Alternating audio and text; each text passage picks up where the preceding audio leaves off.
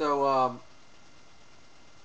I just wanted to say, you can be a Christian and believe in change over time. That's evolution. Whether or not the Earth was created in the Earth and universe was created in 6 literal days or not is another question. It's a theological question. It's not really a scientific question. Science, though, seems to indicate that the Earth is a lot older than that. So our tangible, physical experience um, might tell us that the 6 days wasn't literal. Just like Jesus wasn't literal when he said, "You have to eat of my flesh and drink of my blood." Um, he wasn't being literal then either. Just like all of the prophecies weren't literal.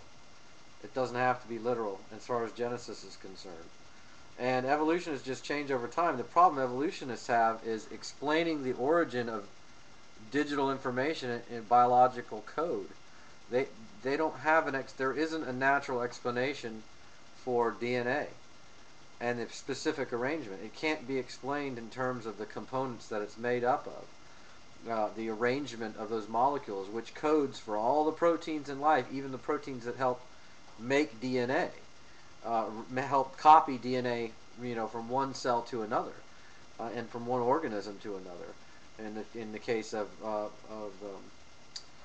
sexual reproduction. So it's pointless to argue over common descent. It could be common design.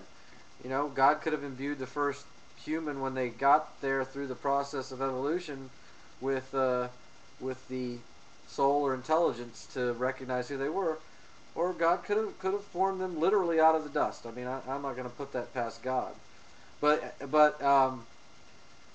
you have to understand this was written by Moses' Egyptian-trained mind, was presumably the Genesis story, based on visions God gave him. So, there's all kinds of examples where God gave visions that weren't literal.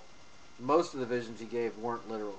Anything having to do in the Bible with future prediction or a past experience as revealed by God is almost undoubtedly going to be full of symbolism and not exactly literal. And I think that's because God is eternal and not God is an eternal God, and he's not time bound like we are. So his perspective is different from ours. And to show, and if it is indeed true that the universe is 14 billion years old and the earth is 4 billion years old, God doesn't have time to show that to Moses or whoever that got that insight. And he doesn't have that time to show it to him. So he shows it to him from a distance, or he shows it to him compressed, or he gives them the idea over a period of days, and they write it down and say, well, 6 days it took them. So, but that's a theological question and more of a theological argument. And as far as evolution, just agree with him. Yeah, okay, fine, evolution's true. Explain DNA. Explain the origin of proteins in purely naturalistic means without waving your hands and saying, oh, well, at some point there must have been da-da-da-da-da. That's faith. You're just making up stuff to fit your faith, which is natural. It was based on naturalism. So anyway, just some words to the wise, I guess, from an old internet debate chat room warrior. All right, carry on.